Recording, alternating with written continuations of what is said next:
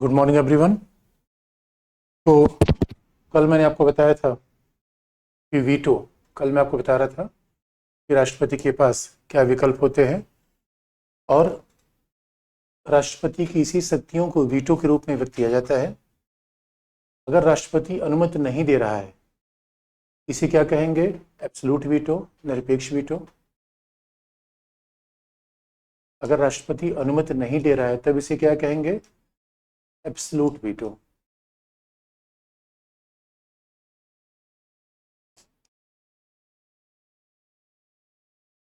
और राष्ट्रपति ना हाँ कह रहा है, राष्ट्रपति इन तीनों ऑप्शन में कोई ऑप्शन नहीं स्वीकार कर रहा है, तब इसे क्या कहेंगे?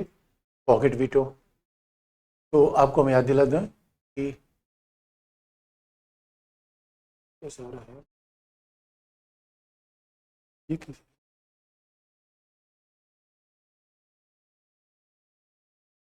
सॉरी।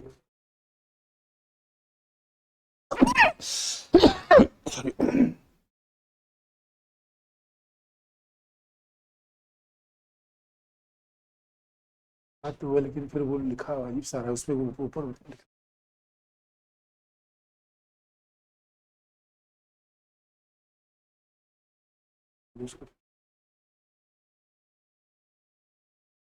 तो देखो बच्चों, राष्ट्रपति कितने प्रकार का वीटो कर सकता है? Types of veto exercise by president. पहला है निरपेक्ष वीटो।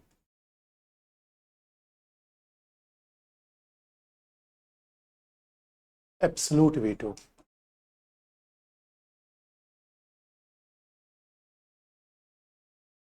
पहला है निरपेक्ष वीटो या एब्सोल्यूट वीटो। आप जानते हो एब्सोल्यूट वीटो का मतलब है कि परिणाम क्या होगा? विधेयक समाप्त हो जाएगा। Bill will come to an end.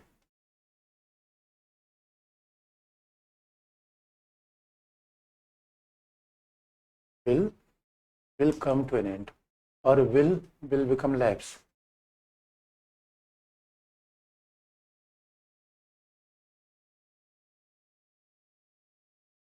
Bill will come to an end absolute veto होता है, निरपेक्ष वीटो का परिणाम है। और आप देखोगे दूसरा होता है, दूसरा क्या होता है? निरपेक्ष वीटो का मतलब है कि बिल खत्म हो जाए। तो जैसे कि पेप्सू विनियोजन विधेयक में ऐसा किया गया था। पहली बार एब्सोल्यूट वीटो का प्रयोग किया गया था पेप्सू अप्रोप्रिएशन बिल में।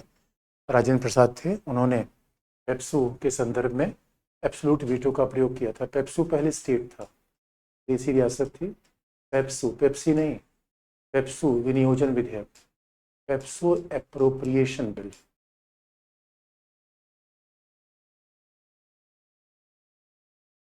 तो पेप्सू अप्रोप्रिएशन बिल में पहली बार एब्सोल्यूट वीटो का प्रयोग किया गया था।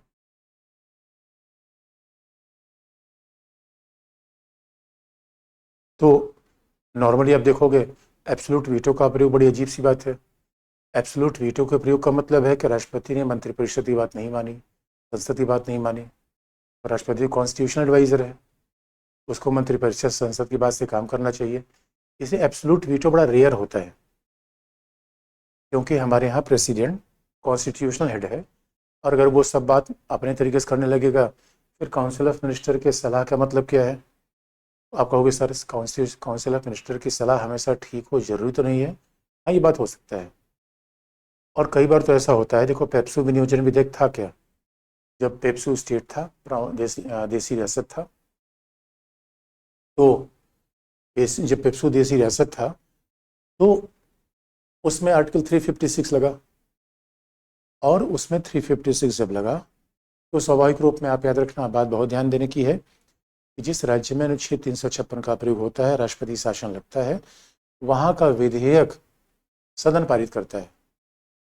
जहाँ अनुच्छेद 356 लगता है वहाँ का जो धन विधेयक होता है, जो बिल होता है, वो संसद पारित करती है। जहाँ भी 356 लगेगा तो चूंकि वहाँ विधायिका है नहीं, वहाँ विधायिका नहीं है तो वहाँ का विधेयक कौन पारित करेगा? संसद। धन विधेयक कौन पारित करेगी? संसद। पेप्सू में 356 लगा था, इसीलिए पेप्सू स्टेट के विधेयक को पारित किसने किया था? पेप्सू स्टेट के विधेयक को पारित किसने? पार्लियामेंट ने। और पार्लियामेंट ने विधेयक पारित किया और राष्ट्रपति को दे दिया।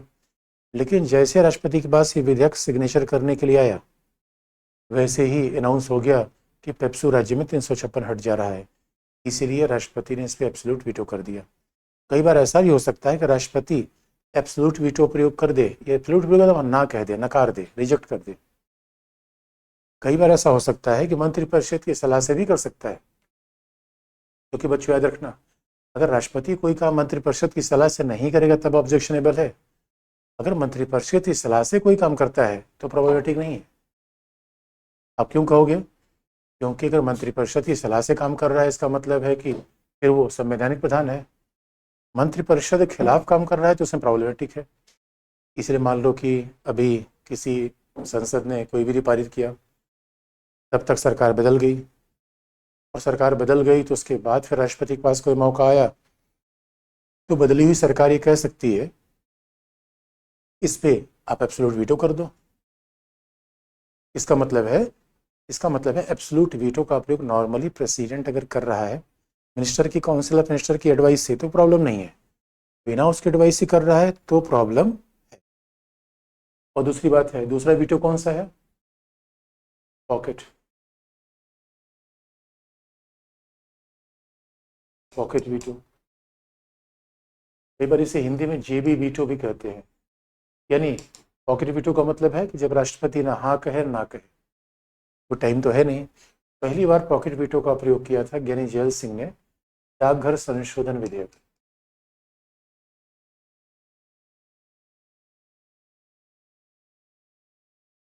डाकघर संशोधन विधेयक पर, पोस्टल अमेंडमेंट बिल पर।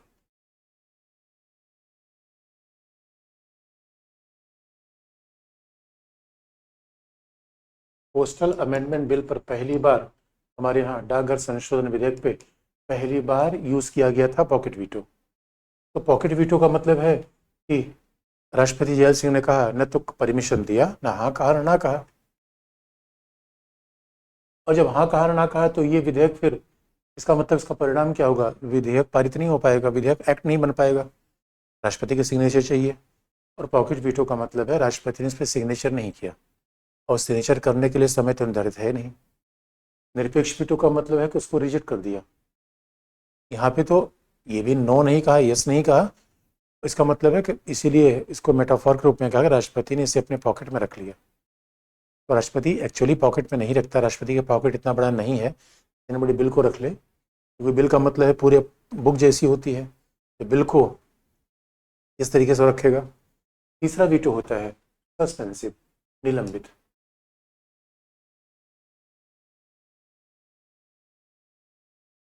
तीसरा वीटो का रूप है निलंबनकारी।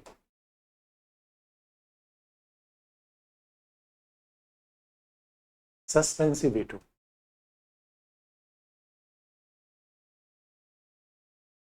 अब बच्चों सस्पेंसिव या निलंबनकारी क्या है? कि जहां राष्ट्रपति किसी विधेयक की बनने के प्रोसेस को रोक दे। निलंबनकारी का मतलब है कि विधेयक के बनने के, अब विधेयक आज बनना है 6 महीने बाद बनेगा, विधेयक आज बनना है 6 महीने बाद बनेगा, ये क्या है? निलंबनकारी। सस्पेंस का मतलब होता है किसी काम को सस्पेंड कर देना। आज अब मान लो कि आपने कहा, आपने सवाल पूछा और मैंने रिजेक्ट कर दिया, तो ये निरपेक्ष वीटो है। आपने सवाल पूछा, मैंने इग्नोर कर दिया, ये पॉकेट वीटो है। आपने क्वेश्चन पूछा और मैंने कह दिया अरे हफ्ते बाद पूछना, ये क्या है? सस्पेंसिव वीटो है। इसका मतलब है तीनों वीटो है, क्योंकि वीटो का मतलब क्या है? जब प्रेसिडेंट जब लॉ बनाने को रोक दे किसी तरीके से, वीटो। वीटो मतलब ना कह देना, नो। तो लोग वीटो का 3 फॉर्म होता है। सस्पेंसिव का मतलब जब राष्ट्रपति किसी विधेयक को पुनर्विचार के लिए वापस भेज दे, जैसे राष्ट्रपति कलाम ने दाग के पद संबंधी विधेयक को भेजा। राष्ट्रपति कलाम ने लाभ के पद संबंधी विधेयक को भेजा था। राष्ट्रपति कलाम ने ऑफिस ऑफ प्रॉफिट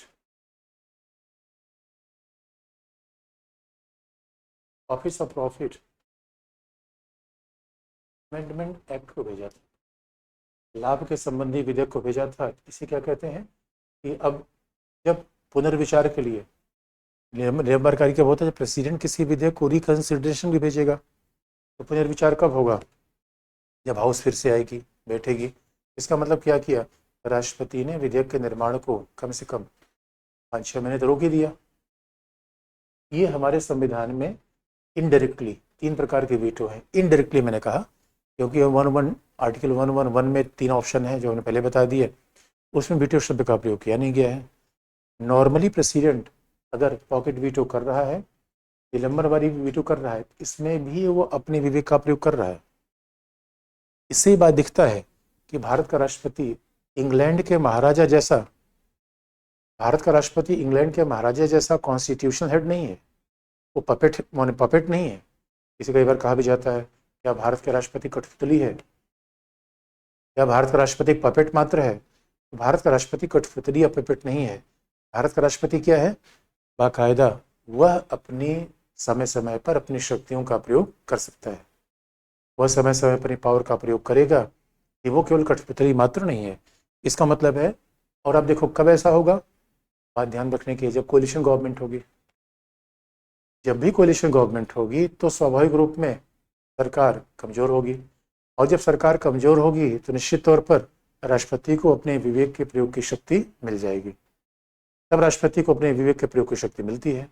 इसलिए कहा जाता है कि हमारे यहाँ, और आप देखोगे अब यह आश्चर्य की बात थी कि जिस समय पॉकेट वीटो का प्रयोग किया गया था उसमें जेल सिंह थे, कांग्रेस का ही राष्ट्रपति, कांग्रेस का प्रधानमंत्री। उसके बावजूद ऐसा हो गया। और उसके बाद तो जब कलाम ने किया था 2006 में, उस समय तो कोलिशन गवर्नमेंट थी, तो कलाम ने कोलिशन गवर्नमेंट के समय अगर इसका प्रयोग कर दिया तो स्वाभाविक रूप में एक सामान्य बात है। तब तो एक सामान्य बात है, इस पर हमें ऑब्जेक्शन नहीं होना चाहिए। तो ये खास बात है कि राष्ट्रपति इन तरीकों से वीटो का प्रयोग कर सकता है। इसका मतलब है कि राष्ट्रपति पपेट नहीं है, हमेशा राष्ट्रपति मंत्रिपरिषद से सलाह से काम करने के लिए बाध्य नहीं है।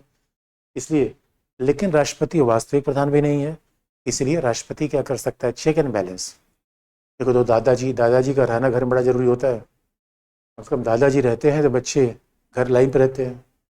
इसलिए जब बच्चे कई बार बाहर शहर में पढ़ने चले जाते हैं तो सारा चेक एंड बैलेंस खत्म हो जाता है। इस माध्यम से हमारा कॉन्स्टिट्यूशन मानता है कि पीएम के ऊपर भी चेक एंड बैलेंस होना चाहिए, काउंसिल ऑफ मिनिस्टर के ऊपर चेक एंड बैलेंस होना चाहिए। और ये एग्जाम्पल है कैसे कार्यपालिका चेक एंड बैलेंस बनाए रखती है विधायिका पर। किस तरीके से कार्यपालिका, 1 मिनट बस बच्चों,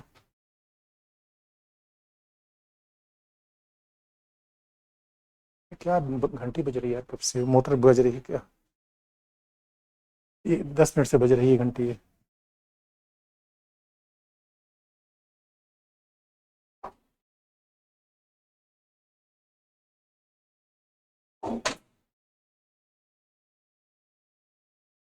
तो ये राष्ट्रपति की विभिन्न प्रकार की शक्तियां हैं, वीटो की शक्तियां।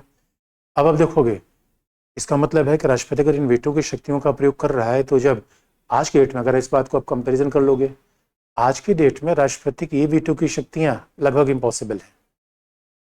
आज ये प्रयोग नहीं की जा पाएंगी क्योंकि आप देखते हो आज प्रधानमंत्री पावरफुल है, एक दल का संसद में बहुमत है, एक दल का सदन बहुमत है, राष्ट्रपति का बाकायदा सदन में प्रभाव है।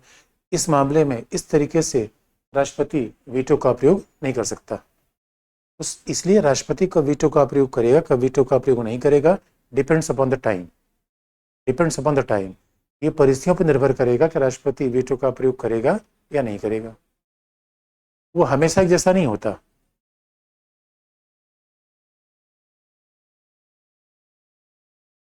अब जरा देखो बच्चों, अब दूसरी बात को देख लें। अब राष्ट्रपति की दूसरी पावर को देखें। राष्ट्रपति दूसरे पावर को देख ले, अध्यादेश जारी करने की शक्ति। विधायी मामले में दूसरी पावर को देखें, वो क्या है, इशूइंग ऑफ एन ऑर्डिनेंस, अध्यादेश जारी करने की शक्ति।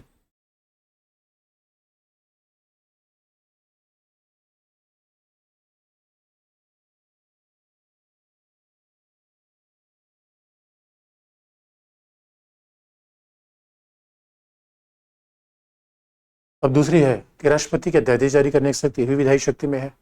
पहला है वीटो, दूसरा है ऑर्डिनेंस। अब देखो दोस्तों, ऑर्डिनेंस 1, 2, 3 और गवर्नर को भी ये पावर है।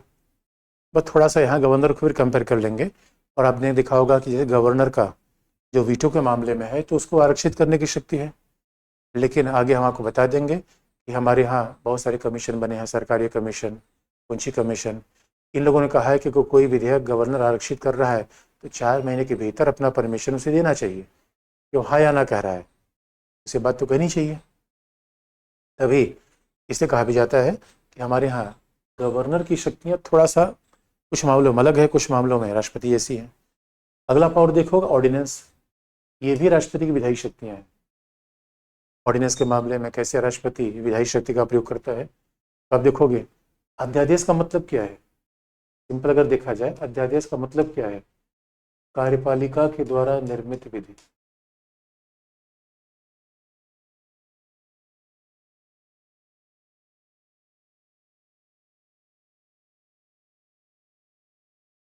अध्यादेश का मतलब है N act made bye executive. अब बच्चों अगर पॉलिटी आपने पढ़ा है और ध्यान से देखिए, विधि का निर्माण संसद करती है, कार्यपालिका विधि का निर्माण संसद करती है।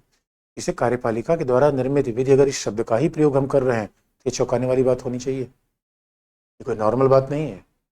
इसका मतलब है what is an ordinance? Ordinance एक लॉ है but an act made by president.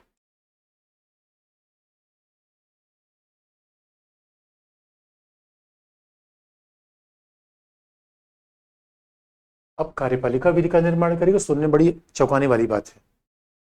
ये विधि का सेपरेशन ऑफ पावर है, विधि के निर्माण काम तो विधायिका का है। इसे बच्चों शब्दों पर खूब ध्यान देना चाहिए, रीड बिटवीन द लाइंस, शब्दों को देखो। तो सवाल है कि राष्ट्रपति कैसे विधि का निर्माण कर देगा? इसलिए कभी आप आर्टिकल 13 पढ़ना, आर्टिकल 13 का क्लॉज 3 पढ़ना, उसमें यह भी लिखा गया है law is equal to ordinance, ordinance भी लॉ है। अब सवाल यह है कि लॉ ऑर्डिनेंस है, कार्यपालिका के द्वारा निर्मित विधि ऑर्डिनेंस है, तो ऑर्डिनेंस की आवश्यकता क्यों पड़ती है? वाई है ऑर्डिनेंस की आवश्यकता क्यों है? और क्या ये सही है, गलत है? उसकी आवश्यकता क्यों है? Why we need an ordinance. तो दोस्तों आप जानते हो आवश्यकता की क्यों पड़ती है ऑर्डिनेंस की? क्योंकि हमारे यहाँ पार्लियामेंट लॉ मेकिंग बड़ा टाइम लगाती है, पहला पहला वाचन, दूसरा वाचन, तीसरा वाचन। आवश्यकता क्यों पड़ती है? आप याद रखो, संसद का सत्र हमेशा नहीं होता। संसद का सत्र, संसद हमेशा सत्र में नहीं होती। Parliament is not always in session.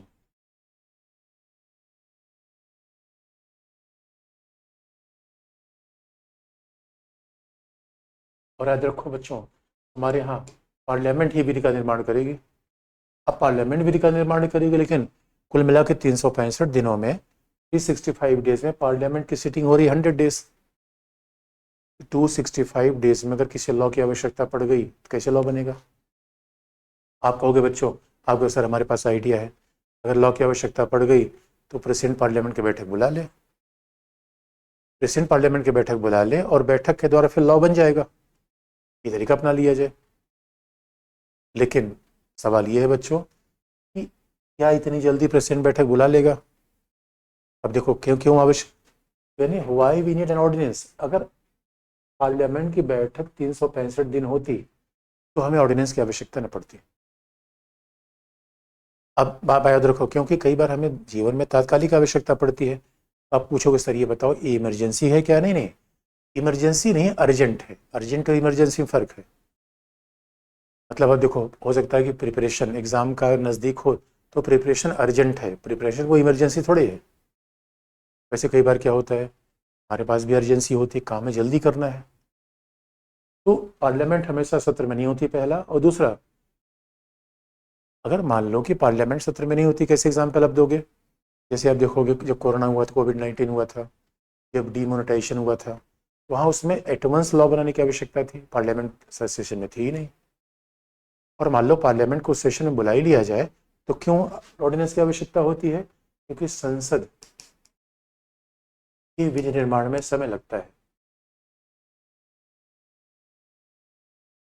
संसद के विनिर्माण में समय लगता है। It's time taking process. It is a law making is a time taking process, so we can't wait for that. Law making क्या है? टाइम टेकिंग प्रोसेस है, और इसलिए फिर उसका तरीका क्या है? अध्यादेश। तो संसद हमेशा सत्र में नहीं होती, टाइम टेकिंग प्रोसेस है। इसलिए बच्चों आर्टिकल 123 में बेस लिखा गया है कि किस आधार पर अध्यादेश जारी होगा। आर्टिकल 123 में बात लिखी गई है, तो how we can understand article 123? 123 बड़ा अच्छा आर्टिकल है। आर्टिकल 123, 1 2 का 4 नहीं, 123। आर्टिकल 123 में लिखा गया है कि अध्यादेश कब जारी होगा? पहला, राष्ट्रपति जारी करेगा। और आप जानते हो बच्चों, अगर राष्ट्रपति जारी करेगा तो मंत्रिपरिषद की सलाह से। यद्यपि ये बात आर्टिकल 123 में नहीं लिखी गई है,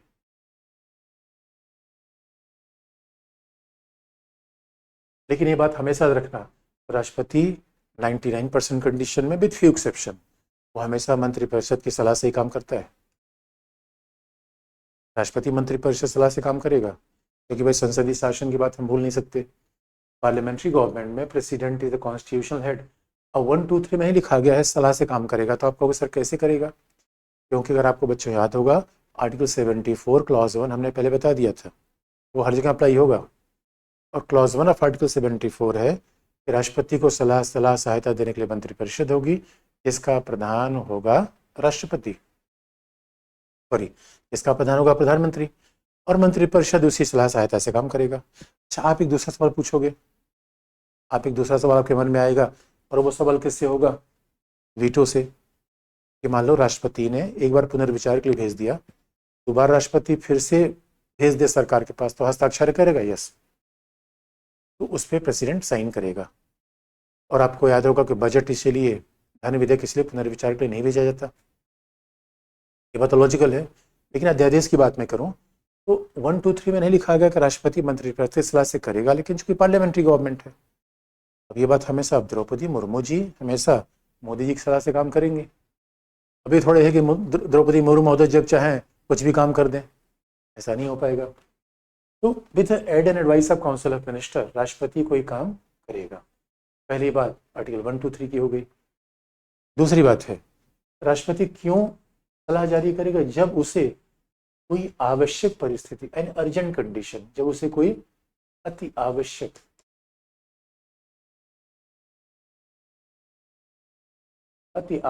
परिस्थिति उत्पन्न हो, an urgent condition, an urgent situation, एक अति आवश्यक उपस्थिति हो गई हो। अब इसका मतलब है लॉ मेकिंग की बात हो। अब अर्जेंट कंडीशन देखो, संविधान में कोई डिफाइन तो होता नहीं। अर्जेंट कंडीशन का मतलब क्या है? अर्जेंट कंडीशन का मतलब ये होता है कि स्वाभाविक रूप में, अब कहीं कोविड है, अब डिमोनेटाइजेशन है, वहाँ कोई एक्ट लाना है, और अर्जेंट कंडीशन होना पर्याप्त नहीं है, बल्कि ये भी होना चाहिए कि संसद का दोनों सदन सत्र में नहीं है, लोकसभा और राज्यसभा सत्र में नहीं है, या तो संसद का दोनों सदन सत्र में नहीं है, तो न ही लोकसभा है न राज्यसभा है। Either of the house is not in session. संसद के दोनों में कोई सदन सत्र में नहीं है, पहला कंडीशन ये होना चाहिए। Either of the house is not in session, दोनों में से कोई सत्र में नहीं है। इसका मतलब न लोकसभा है न राज्यसभा है, या एक सदन सत्र में नहीं है, one house is not in session. ये either of house,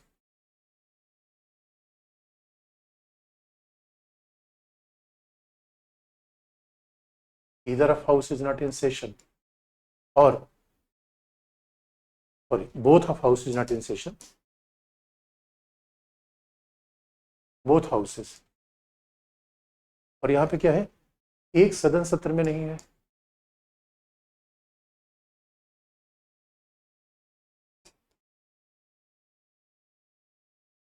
either of one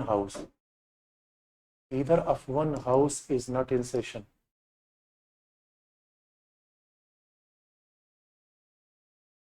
एक सदन सत्र में नहीं, क्योंकि आप याद रखो लॉ मेकिंग के लिए दोनों हाउस का सेशन में रहना जरूरी है। कई बार ऐसा होता है बजट पारित करते समय तो ऐसा होता है कुछ समय तक के लिए लोकसभा काम करती है और राज्यसभा एडजर्न होती है, लोकसभा काम करती है। कई बार आप देखोगे जब राष्ट्रपति सत्र को बुलाता है तो एग्जैक्ट डेट पे रहना जरूरी नहीं है, वो अलग अलग डेट पे बुला सकता है। किसी को 10 जुलाई से बुलाए तो अगले को 15 जुलाई से बुलाएगा। कई बार दोनों हाउस एक ही डेट पे सेशन में आते हैं, कई बार अलग लगाते हैं। इसका मतलब केवल राज्यसभा या केवल लोकसभा हो तभी अध्यादेश लाया जा सकता है, दोनों ना हो तो अध्यादेश लाया सकता है। इसका मतलब पार्लियामेंट नहीं होगा तभी अध्यादेश लाया जाएगा अकॉर्डिंग टू कॉन्स्टिट्यूशन। कॉन्स्टिट्यूशन से बात तय हो गई कि अगर पार्लियामेंट का सेशन रहेगा तो अध्यादेश नहीं लाया सकता। और बच्चों यही बात 213 में राज्यों के लिए है, the same apply for the governor. 213 में गवर्नर के लिए भी यही कंडीशन है। और थोड़ा सा गवर्नर का कहाँ लग होता है मैं आपको बता दूंगा। तो जो गवर्नर के लिए, इसलिए अगर हम एक चीज पढ़ें दूसरे कंपेयर कर लें, राष्ट्रपति के लिए बात कही अध्यादेश जारी करेगा, लेकिन सवाल है कि what is the term of, अभी बेसिक बात आपको बता दें, ये अध्यादेश की समय सीमा कितनी होगी, अगली बात कर दें कि what is the tenure of ordinance.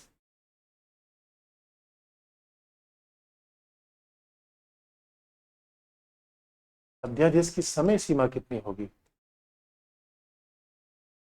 Tenure कितना होगा। तो आर्टिकल 123 में लिखा गया है it is a 6 week, it is a 6 सप्ताह, 1.5 महीने, इट इज अ 6 वीक्स। इसका मतलब है कोई भी अध्यादेश कितने समय तक रहेगा, 6 सप्ताह तक रहेगा। ये संविधान में लिखा गया, 123 में लिखा गया। अब जरा मुद्दों की बात करें। अब 123 में अच्छा प्रेसिडेंट और गवर्नर के बीच फर्क भी बता दें, कहाँ कहाँ पे प्रेसिडेंट ऑर्डिनेंस जारी करे, कहाँ कहाँ गवर्नर, और फिर हम इशूज आए, मुद्दे। जब हम मुद्दे देखते हैं तो मेंस का विषय होता है, अदरवाइज ये पीटी का विषय है।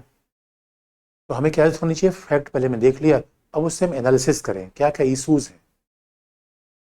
अब इसमें इशूज क्या निकलते हैं। अब इशूज क्या है कि क्या सेपरेशन ऑफ पावर खिलाफ है, इशूज क्या है कि ऑर्डिनेंस का न्यायिक पुनरावलोकन होगा, जुडिशियल रिव्यू होगा, इशू क्या है इसका मिसयूज क्या है, इशू क्या है कि 6 महीने ही रहता है, ये इशूज है। तो देखो मेंस में हमेशा इशूज पूछा जाता है आपसे, इसलिए जब हम एक बात पढ़ते हैं, हाँ बस प्रेसिडेंट गवर्नर की बात यहाँ कंपेयर करके चल गए, फिर उसके बाद इशूज पर आ जाए। अब देखोगे प्रेसिडेंट कहाँ अध्यादेश जारी करेगा, president can issue an ordinance. तो आप जानते हो भाई जहाँ संघ सरकार विधि का निर्माण करेगी, कोई ऑर्डिनेंस इज लॉ, तो प्रेसिडेंट लॉ बना रहा है तो वो बात तो संविधान की ध्यान रखेगा। तो president can issue law over list of union list, संघ सूची के विषय पर विधि का निर्माण कर लेगा। दूसरा दूसरा कहाँ पर ऑर्डिनेंस जारी कर सकता है, समवर्ती सूची पर भी, कनकरेंट लिस्ट पर।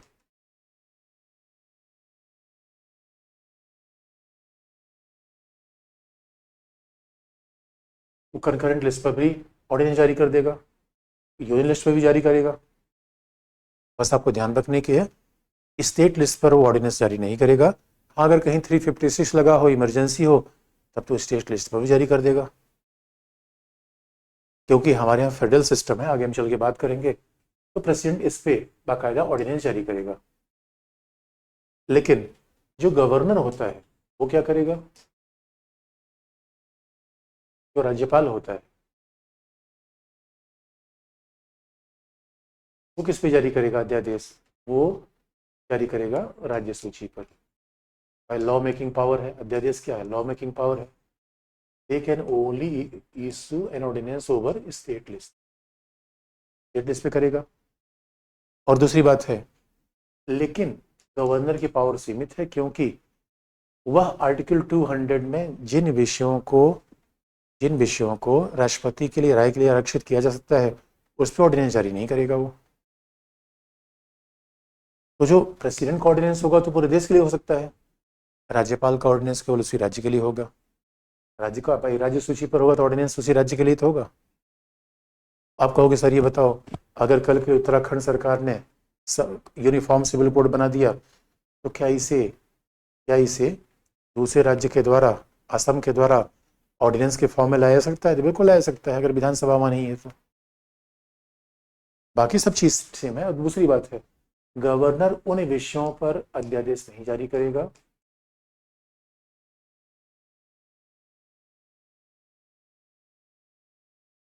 उन विषयों पर अध्यादेश जारी नहीं करेगा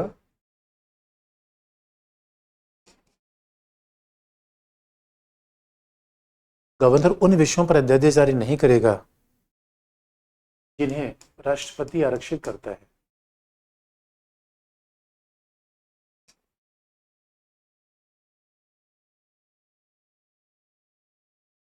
आरक्षित करता है यानी governor can not issue an ordinance over subject which can be reserved by the president.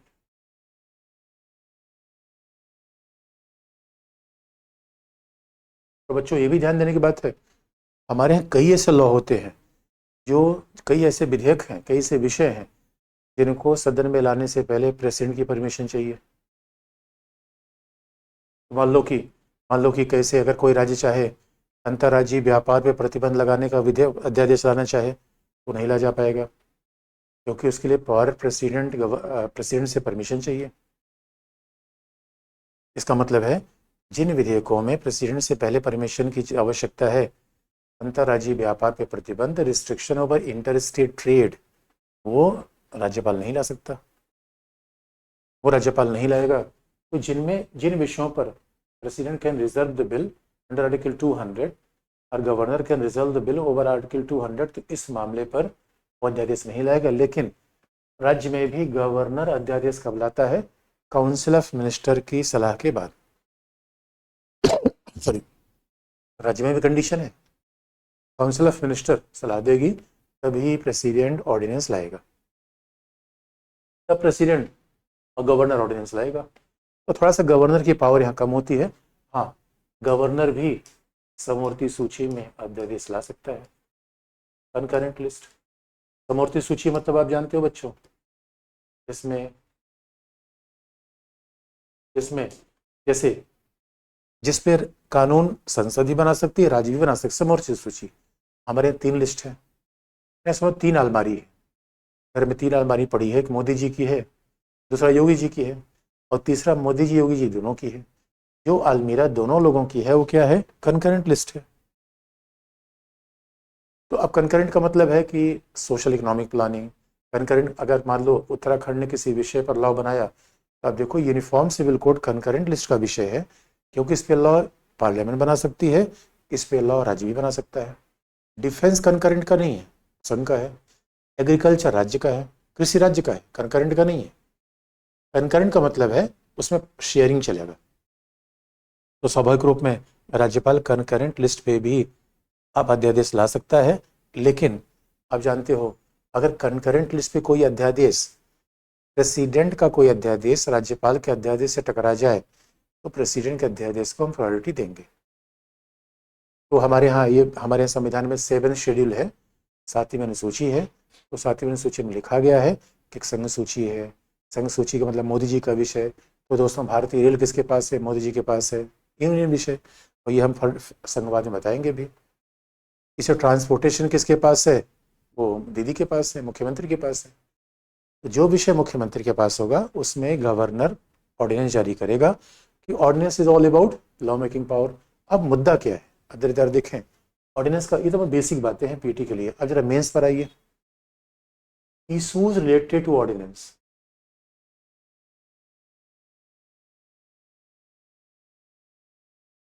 And issues related to ordinance, अध्यादेश संबंधी मुद्दे।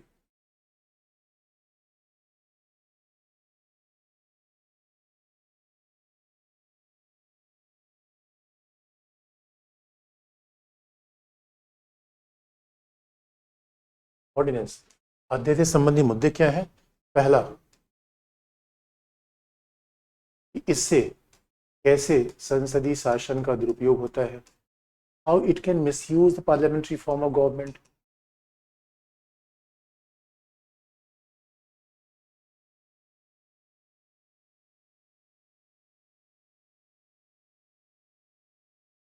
How parliamentary form of government miss use, क्योंकि बच्चों देखो अध्यादेश के तो आवश्यक परिस्थिति के लिए होती है, लेकिन आवश्यक परिस्थिति 10-10 साल तो नहीं चल सकती।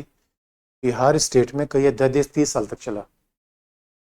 अब सवाल यह है कि पार्लियामेंट्री फॉर्म ऑफ गवर्नमेंट खिलाफ क्यों है? क्योंकि अध्यादेशों को लगातार बनाया जा रहा है। अध्यादेश जारी कर क्या होता है? अगर आपने देखो दोस्तों, अगर कोई आपने लॉ मेकिंग किया, लॉ मेकिंग पार्लियामेंट करती है।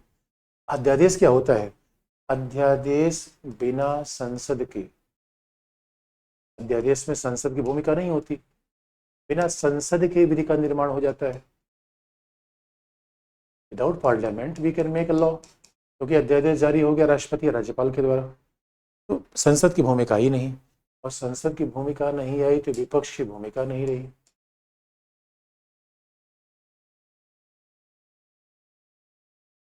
और विपक्ष की भूमिका नहीं रही, इसमें संसदीय समिति की भूमिका नहीं रही। इसका मतलब है अध्यादेश में खराब लॉ बन सकता है। अध्यादेश में,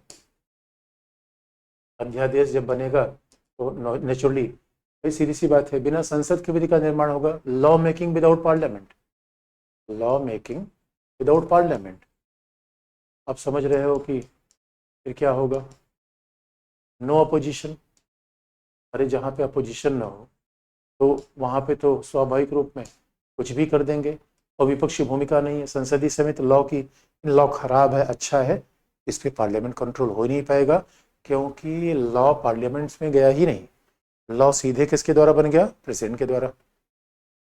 आप कहोगे सर कॉन्स्टिट्यूशन में कॉन्स्टिट्यूशन मेकर्स ने गलती की क्या? ऐसा तो कॉन्स्टिट्यूशन मेकर को पता था कैसा होगा, तो ऐसा ऑर्डिनेंस बनने की जरूरत क्या है? कॉन्स्टिट्यूशन मेकर के बाद पता था कि जब लॉ मेकिंग में ऐसा प्रॉब्लम होगा, तो उन्होंने इसका मिसयूज क्यों किया? उन्होंने मिसयूज किया क्यों फिर इसका? तो दोस्तों प्रॉब्लम क्या है? इतना ही नहीं है, और संविधान निर्माताओं ने ये नहीं सोचा था, देखिए कैसे मिसयूज करते हैं पार्लियामेंट का। अब मान लो कि हमारे संविधान में लिख दिया गया कि जब तक दोनों हाउस का सेशन रहेगा ऑर्डिनेंस जारी नहीं होगा। अब इसको देखो कैसे मिसयूज कर सकता हूं मैं। अब मान लो कि सेशन शुरू हो रहा है 10 मार्च से, और मैंने अध्यादेश जारी कर दिया 9 मार्च से। 9 मार्च से अध्यादेश जारी कर दिया, उस पार्लियामेंट का सेशन कब शुरू हो रहा है? 10 मार्च से। तो कितनी होशियारी से काम किया, कॉन्स्टिट्यूशन का वॉल्यूशन नहीं किया। लेकिन प्रॉब्लम है, सेशन खत्म हो रहा है 20 मार्च को, और हमने अध्यादेश ला दिया 21 मार्च को। एक दिन पहले एक दिन बाद में अध्यादेश ला दिया। ये होशियारी होती है। इसलिए क्या करते हैं, that is against the constitutional morality, क्योंकि कैसे हम संविधान को बड़ी होशियारी से तोड़ देते हैं, यही तो गड़बड़ है। मामला इतना नहीं है, मामला ये है कि और प्रॉब्लम क्या है, क्यों संसदीय शासन खिलाफ है? अध्यादेशों को बार बार जारी करना, री issuing of an ordinance.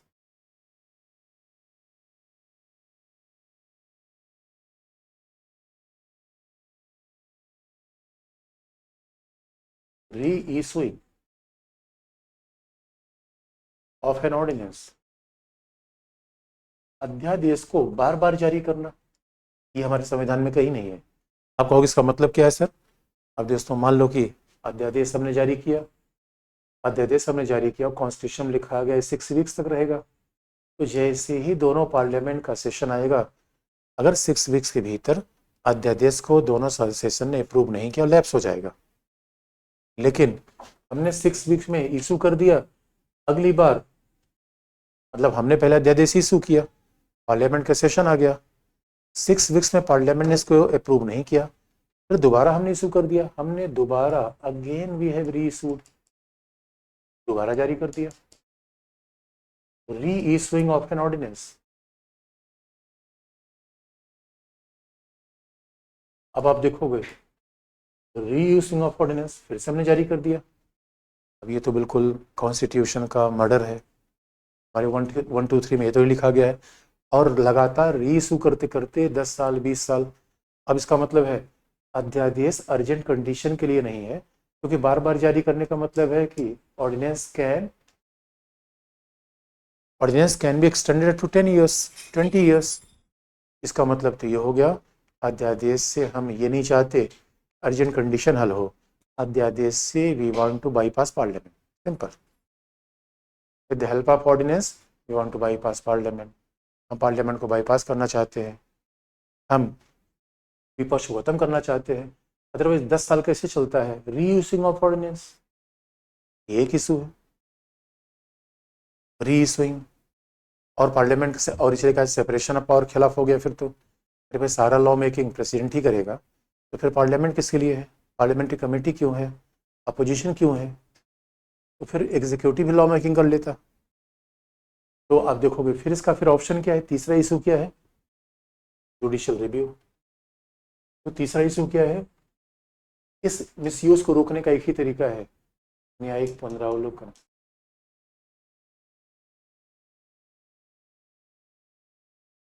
Judicial review यानी बच्चों जुडिशियल रिव्यू, हमारे यहाँ जुडिशरी क्या करती है, माइक्रोस्कोप लगा के रखती है, सबके काम को बड़ी बारीक तरीके से देखती है। जुडिशरी सबके काम को बिल्कुल सीसीटीवी कैमरा लगा के रखती है कि इन्होंने क्या किया, इन्होंने क्या किया। तो जब जुडिशरी कार्यपालिका विधायिका कामों को देखती है, इसे कहते हैं रिव्यू, जैसे हम फिल्मों का रिव्यू करते हैं। अब जुडिशियल रिव्यू क्या करेगी, इसलिए आप देखोगे जुडिशियल रिव्यू पहला जुडिशियल रिव्यू था जिसमें बैंकों के राष्ट्रीयकरण का केस था। It was a case of nationalisation of bank. अगर आपको याद होगा, इस बात को हमने आपको फंडामेंटल राइट के चैप्टर में बताया था। It is RC. Cooper case, इसे रिवीजन बड़ा जरूरी है बच्चों। और बैंकों के राष्ट्रीयकरण केस में पहली बार 1970 के इस अध्यादेश को उच्चतम न्यायालय ने रद्द कर दिया था। This was historical. पहली बार उच्चतम न्यायालय ने अपने आप में आर.सी. कूपर केस में बैंकों के राष्ट्रीयकरण को असंवैधानिक कर दिया, अनकॉन्स्टिट्यूशनल कर दिया। क्योंकि उच्चतम न्यायालय ने कहा इतनी जरूरी क्या थी, अरे पार्लियामेंट के सेशन का वेट कर लेते। मतलब अगर 2 महीने बाद बैंकों का राष्ट्रीयकरण होता तो क्या समस्या जाती। और बैंकों का राष्ट्रीयकरण में पैसे का भी मुद्दा है। और आप कह रहे हो कि याद रखना बच्चों, फंडा संविधान के संशोधन के लिए अध्यादेश जारी नहीं होगा, बात है याद रखना। ये ऑब्जेक्टिव एग्जाम के लिए बहुत जरूरी है।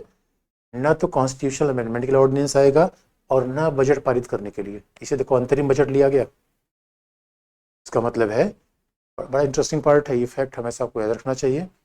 ऑर्डिनेंस उसी विषय पर बनेगा जब सिंपल लॉ बनेगा। ऑर्डिनेंस से कभी बजट पारित नहीं होता, धन विधेयक कभी ऑर्डिनेंस से नहीं ला सकता है, न ही कॉन्स्टिट्यूशनल अमेंडमेंट ऑर्डिनेंस से लाया जाएगा, क्योंकि ऑर्डिनेंस से सिंपल लॉ लाया जाएगा, कॉन्स्टिट्यूशनल अमेंडमेंट नहीं।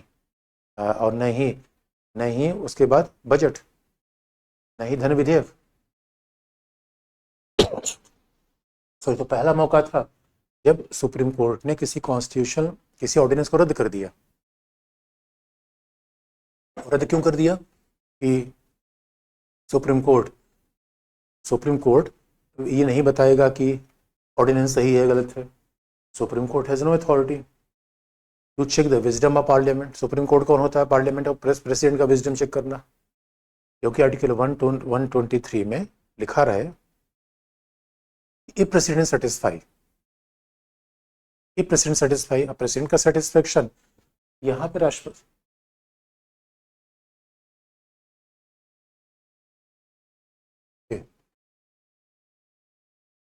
राष्ट्रपति के सेटिस्फेक्शन को चेक किया जा सकता है। ये अपने आप में बड़ी इंपॉर्टेंट बात है। और ये पहली बार हो गया। उसके बाद आप जानते हो इंदिरा गांधी ने संविधान संशोधन कर दिया। Indira Gandhi came with 30th amendment. 38वें संविधान संशोधन से इंदिरा गांधी ने कह दिया कि राष्ट्रपति के विजडम कोई चेक नहीं करेगा, राष्ट्रपति के विवेक को कोई न्यायपालिका चेक नहीं करेगी। लेकिन इसे 44 में से हटा दिया गया। जनता पार्टी गवर्नमेंट आ गई। 44th अमेंडमेंट में कहा गया नो,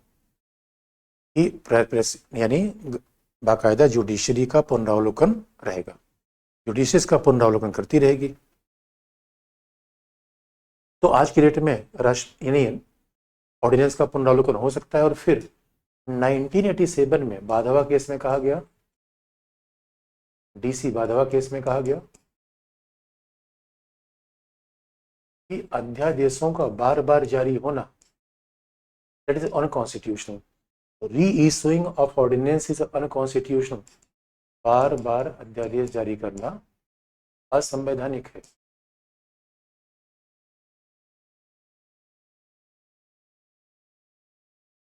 बार बार अध्यादेश जारी करना असंवैधानिक है, तो ये बाकायदा ये न्यायपालिका ने कह दिया। लेकिन बच्चों आप कहोगे क्या लोगों ने मान लिया? अब सवाल यही तो है कि सरकार मानती ही नहीं।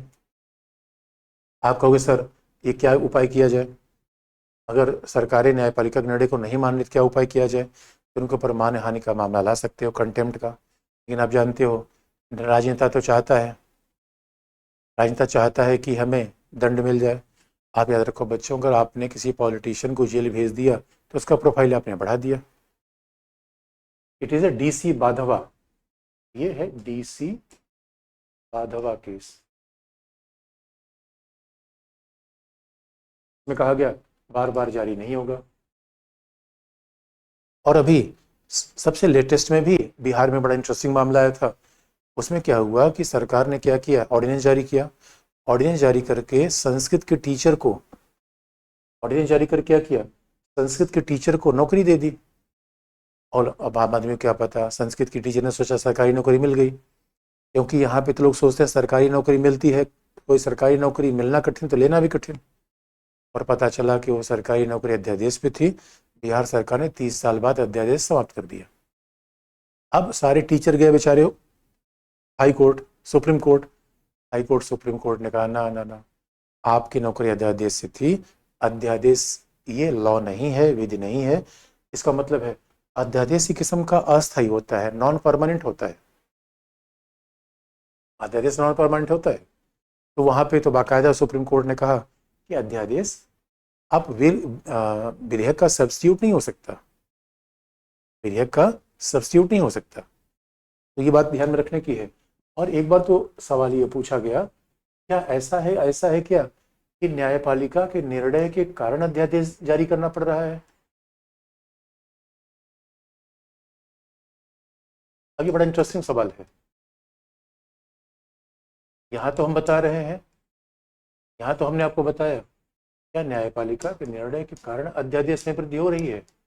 Weather judiciary is responsible for increasing frequency of an ordinance, क्या ऐसा है क्या? तो बड़ा सुनने के बाद इसी बात है कि भाई न्यायपालिका तो है अध्यादेश का दुरुपयोग रोकने के लिए। न्यायपालिका how judiciary is responsible for rising number of ordinances. हाँ दोस्तों, आजकल न्यायिक सक्रियता का परिणाम है। तो न्यायपालिका ने क्या कहा, न्यायपालिका ने कहा कि न्यायपालिका आजकल कह रही है आरक्षण के बारे में कानून बना दो। न्यायपालिका कह रही है डाउरी के बारे में ऐसा कानून बना दो। कई बार न्यायपालिका के कानून को बदलने के लिए भी अध्यादेश लाया जाता है। इसलिए बच्चों आपने देखा होगा इलेक्शन कमीशन के अपॉइंटमेंट के मामले में न्यायपालिका ने डिसीजन दिया कि इलेक्शन कमीशन का अपॉइंटमेंट ऐसे होना चाहिए, इलेक्शन कमीशन का अपॉइंटमेंट ऐसे होना चाहिए। लेकिन तब तक सरकार ने अध्यादेश से उसे चेंज कर दिया। तो इस कारण भी अध्यादेश आता है। जैसे आप देखोगे कि हमारे यहाँ prevention of atrocities against SC/ST act, उसमें न्यायपालिका ने एक निर्णय दे दिया कि भाई किसी छुआछूत विरोधी कानून में किसी को हिरासत में आप तभी लोगे जब उसके खिलाफ सबूत आए। इसी बात पर बड़ा हंगामा होने लगा, आंदोलन होने लगा। और क्या किया न्यायपालिका के इस निर्णय को बदलने के लिए फिर हमारे यहाँ अध्यादेश लाना पड़ा। तो कई बार ऑर्डिनेंस इसलिए भी लाया जाता है कि न्यायपालिका के निर्णय को बदल पाए। लेकिन कंक्लूजन ये है, निष्कर्ष ये है कि अध्यादेश एक आवश्यक बुराई है। अध्यादेश इज नॉट अ लॉ। सामान्य या एक स्वाभाविक रूप में थोड़ी परिषद में होनी चाहिए, कभी कभार होनी चाहिए। अध्यादेश का बार बार जारी होना ठीक नहीं है। ये पार्लियामेंट्री डेमोक्रेसी के लिए, सेपरेशन ऑफ पावर के लिए अच्छी बात नहीं है। अब बच्चों सवाल पूछ लो जरा, अब जरा बच्चे सवाल पूछ लो तुम लोग, तो उसके बाद फिर अध्यादेश के आगे आगे बढ़े। फिर देखेंगे what is the pardon power of president, राष्ट्रपति की क्षमादान की शक्ति क्या है। जो भी लेटेस्ट संस्करण होगा वो ले लेना, लेटेस्ट संस्करण जो भी पूछ लोगे वो हो जाएगा। तो लेटेस्ट संस्करण अच्छा 6th है या 7th, ये मैं भूल रहा हूँ, लेटेस्ट जो भी है उसमें ले लेना। ऐसे कान आप जैसे बिहार में तो पौंड भी चोरी अब देखो बच्चे शरारत कर रहे हैं। पॉलिटी की बुक में कौन सा संस्करण, लेटेस्ट संस्करण ले रहा हूँ बच्चों। अध्यादेश क्या है सर, अब किसी बच्चों को पूछा अध्यादेश क्या है सर, अध्यादेश का मतलब है मेरे बच्चों जल्दी के लिए बनाया गया कानून। जैसे अब पता चला कि तुम्हारे घर में कोई निर्णय होना है, तुम्हारे घर में कोई निर्णय हो तो निर्णय का एक तरीका है सबको बुलाया जाए, बैठ के निर्णय कराया जाए। और अध्यादेश क्या है, तुरंत आदेश दे दिया जाए, ताउन आदेश दे दिया ये काम करना है, अध्यादेश आ गया। समवर्ती सूची में ज़्यादा इंपॉर्टेंट कौन है, समवर्ती सूची में जैसे कि सामाजिक आर्थिक नियोजन, आपराधिक कानून, इलेक्ट्रिसिटी बिजली, ये ज़्यादा महत्वपूर्ण है। किसी बच्चे ने एक बार इंदिरा साहनीवाद बताया, अरे मेरे बच्चों इंदिरा साहनीवाद मैंने आरक्षण बताया था मेरे बच्चे, अब ऐसे फिर पूछोगे फिर तो सिलेबस आगे बढ़ ही नहीं पाएगा। पीछे की वीडियो क्लास आप देख लेना, रिकॉर्डिंग होगी। अच्छा, यूसीसी में सिग्नेचर कौन, गवर्नर या प्रेसिडेंट? ये मेरे बच्चों यूसीसी अगर राज्य बना रही है तो गवर्नर प्रेसिडेंट करेगा, संघ बना रहा है तो सिग्नेचर कौन करेगा, प्रेसिडेंट।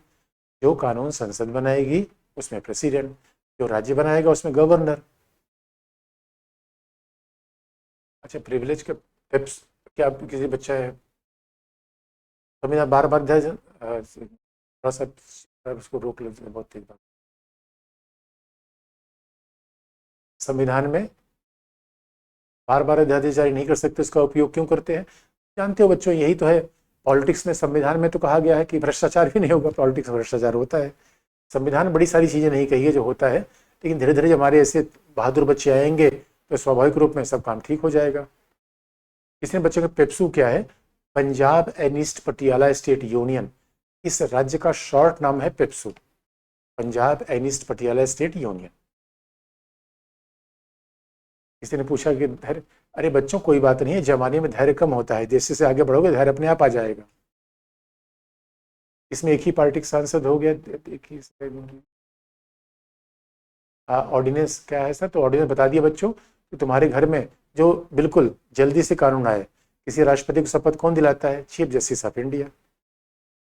राष्ट्रपति अध्यादेश जारी करने से मना कर सकता है? अरे मेरे बच्चों देखो, अब संविधान की बात है, अरे मंत्रिपरिषद सलाह पे काम करता है, राष्ट्रपति अध्यादेश जारी करने मना क्यों कर देगा? किसी बच्चे ने कहा कोहिलेश पाल गवर्नमेंट क्या है? अच्छा, कोलिशन गवर्नमेंट, कोलिशन गवर्नमेंट का मतलब होता है जैसे बिहार सरकार है, बिहार में कई दल मिलाकर गठबंधन आ जाए तो गठबंधन। कई बार गठबंधन दो व्यक्तियों का होता है, अब दो गठबंधन व्यक्तियों का होता है तो स्वाभाविक रूप में शादी होती है। इसलिए बच्चे ने पूछा है कि आपका बुक परचेज किया हूँ लक्ष्मी, अरे बिल्कुल जरूरत नहीं मेरे बच्चों, कहानी की तरह बुक पढ़ जाओ। लक्ष्मीकांत बच्चों को समझ में नहीं आती फिर भी पढ़ते रहते हैं। और वीटो का अर्थ है, मेरे प्यारे बच्चे ने सचिन ने पूछा है कि वीटो का अर्थ क्या है? सचिन मैं तुमको मना कर दूं कि कोई सवाल मत पूछना, यही वीटो है। सर मेरे पास आपके 5 वर्ष है, हाँ कोई भी किताब है, संस्करण की चिंता मत करो बच्चों, उसे अच्छे से पढ़ डालो, कोई भी किताब है।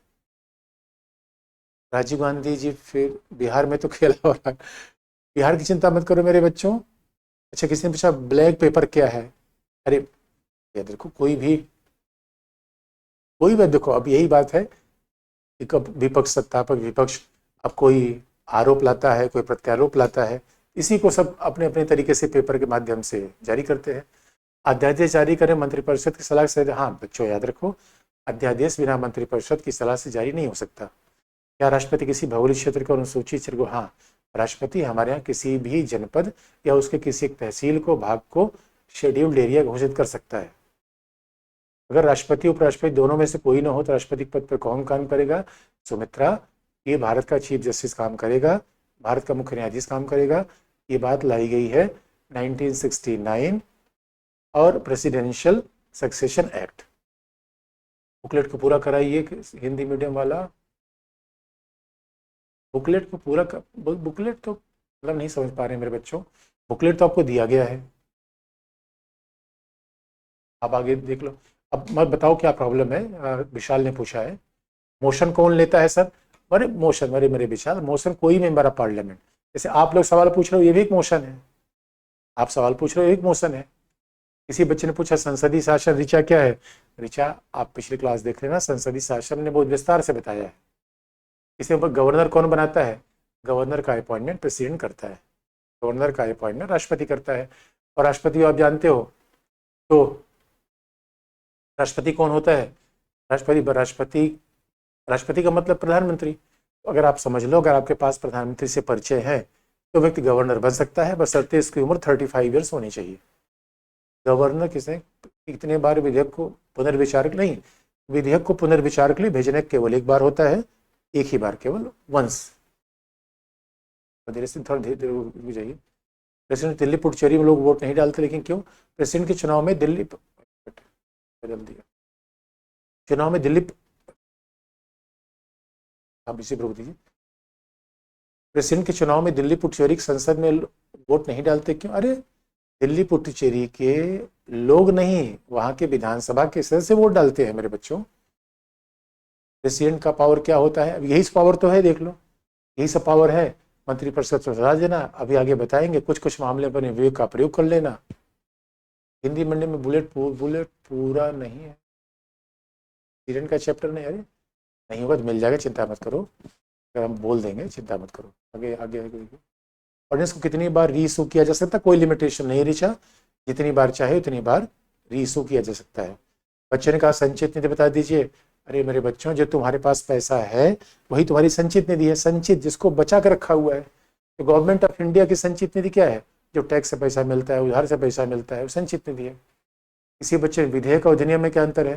विधेयक का मतलब बिल, जो संसद के पास है, जो प्रस्तावित है बिल है, और जब वो राष्ट्रपति का सिग्नेचर हो गया तो हो गया अधिनियम।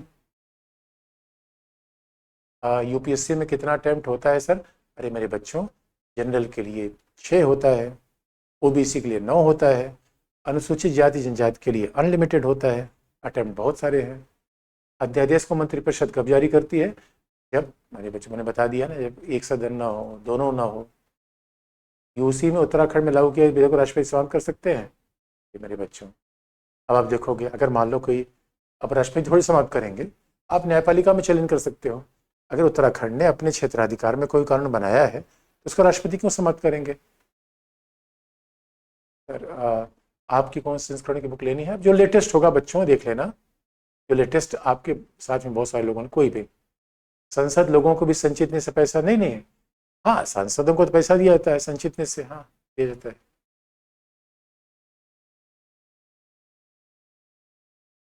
एक मिनट, संसद का कोई सत्र टाइम फिक्स होता है क्या? नहीं नहीं बच्चों, हमारे यहाँ तो अमेरिका में फिक्स होता है, हमारे कोई फिक्स नहीं है। किसी ने बच्चों समवर्ती सूची क्या है? मैंने बता दिया। सचिन देखो, समवर्ती सूची क्या है? जो सूची ने संघ की है ना राज्य की है, जो दोनों की है। यानी समझ लो, तुम्हारे घर में कोई ऐसा कमरा हो, एक कमरा तुम्हारे भाई का हो गया, एक कमरा तुम्हारा हो गया, तीसरा कमरा जिसमें दोनों लोग जा सकते हो, वो समवर्ती कमरा हो गया। वैसे समवर्ती सूची होती है। गवर्नर के, एक मिनट, राष्ट्रपति क्या राष्ट्र गवर्नर के अध्यादेश को हाईकोर्ट असंवैधानिक घोषित कर सकता है? निश्चित तौर पर कर सकता है बच्चों, क्योंकि हाईकोर्ट विधि को असंवैधानिक कर सकता है तो अध्यादेश को भी कर सकता है। गवर्नर नोट पर साइन क्यों करते हैं? अरे वो गवर्नर अलग है मेरे बच्चों। ओ भाई, अरे गवर्नर जन और आरबीआई गवर्नर अलग होता है। हम यहाँ पे पॉलिटी वाले, तुम्हारे राज्य के गवर्नर की बात मैं कर रहा हूँ। मैं यहाँ यूपी, राजस्थान, मध्य प्रदेश गवर्नर की बात कर रहा हूँ। मैं आरबीआई के गवर्नर की बात नहीं कर रहा हूँ मेरे बच्चों। आरबीआई गवर्नर की बात तुम रामेश्वर सर से पूछ लेना। सर कल क्या पढ़ के आना है? तो रागिनी यही सारी बात पढ़ के आनी है। जो प्रेसिडेंट ही भी, अभी हम क्षमादान देखेंगे, फिर आपातकालीन शक्तियाँ देखेंगे। अरे पी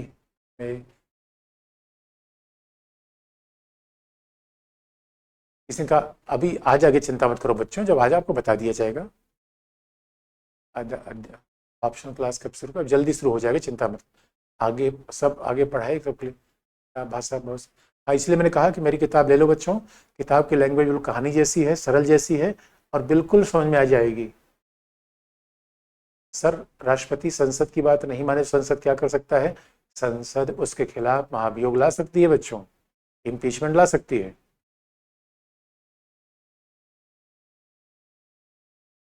एंटी चीटिंग बिल क्या है सर? अरे नकल न करना है मेरे बच्चों, नकल न करना है। नकल कोई करेगा तो फिर मरेगा। सुशीला, अरे सुशीला पढ़ो अच्छे से, पढ़ो अच्छे से, को अच्छे से पढ़ो। अरे कृष्णा ने क्या कहा भाई, तुम्हारी बात मैं सुन रहा हूँ। कृष्णा बेटे बताओ तो, मेरी बात सुनाया ना सब, सुनिए ना। अरे अब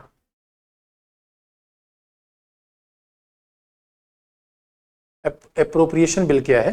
अरे मेरे बच्चों, अप्रोप्रिएशन बिल का मतलब है, अप्रोप्रिएट नहीं, अप्रोप्रिएशन बिल है कि जैसे हम भारत के संचित से पैसा निकालते हैं, जैसे हम बैंक से पैसा निकालते हैं, वैसे गवर्नमेंट ऑफ इंडिया भारत की संचित से पैसा निकालती है, तो ये अप्रोप्रिएशन बिल है। समूर्ति सूची दोनों सदनों की सूची है, नहीं नहीं मेरे मेरे बच्चों, दोनों सदनों की सूची नहीं है। समूर्ति सूची वो सूची है जिसपे उत्तराखंड भी कानून बनाएगा और संघ सरकार भी कानून बना लेगी। अगर कोई बिल होने के बाद वापस लेना हुआ तो क्या करना पड़ता है? जैसे बिल पास होता है वैसे सदन के सामने लाया जाएगा और सदन कह लेगी ये बिल अब हम वापस करते हैं। अध्यादेश पर वीटो लगा सकता है क्या? अरे नहीं बच्चे, अब देखो अध्यादेश भी राष्ट्रपति जारी करता है। अब जिस, अरे मेरे बच्चे, जिस डाल पे बैठोगे उसी काटोगे। अध्यादेश राष्ट्रपति जारी करेगा तो उस पर कैसे वो वीटो करेगा? राष्ट्रपति कहीं घूमने जाने से पहले किसी से पूछता है? मेरे बच्चों किसी से पूछता नहीं, लेकिन सच मानो सारा मामला मंत्रिपरिषद आगे बढ़ाता है। किसी बच्चे ने पूछा है किसी बच्चे ने पूछा है कि अर्धन्यायिक क्या है? मेरे बच्चों आधा एडमिनिस्ट्रेटिव आधा प्रशासनिक, आधा प्रशासनिक आधा न्यायिक। अर्धन्यायिक क्या है? वित्त आयोग। अर्धन्यायिक क्या है? राष्ट्रपति के महाभियोग की प्रक्रिया, जहां आधा मामला प्रशासन का है आधा मामला न्यायपालिका का है।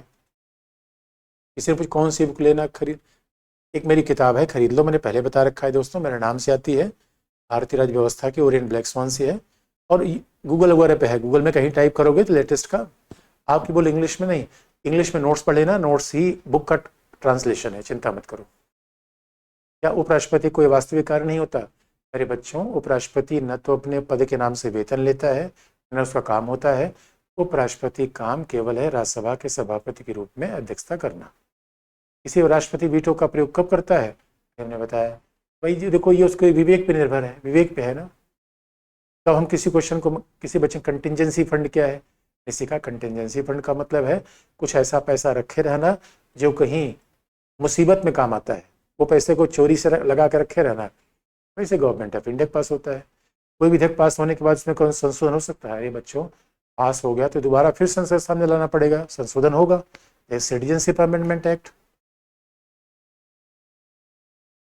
तो बच्चे ऑर्डिनेंस, ऑर्डिनेंस बिल का वैलिडेशन 6 मंथ होता है, अगर सेशन नहीं है तो।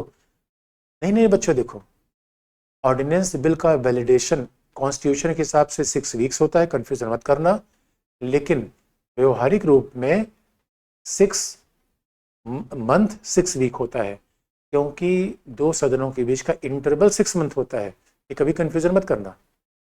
कॉन्स्टिट्यूशन में लिखा गया है कि ऑर्डिनेंस का टाइम कितना है? 6 वीक, लेकिन चूंकि दो सेशन के टाइम में जो सेशन के अंतर होता है 6 मंथ का, तो 6 मंथ प्लस 6 वीक्स।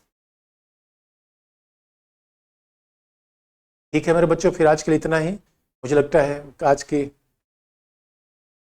की बात इतनी हो गई मेरे बच्चों, फिर कल हम आगे बढ़ेंगे। किसी विधेयक को न्यायपालिका अरे मेरे बच्चों देखो, जब कोई सरकार विधेयक बनाती है तो सरकार बहुत समझदारी से विधेयक बनाती है, इसे तुम लोग समझदारी से नोट्स लिखते हो।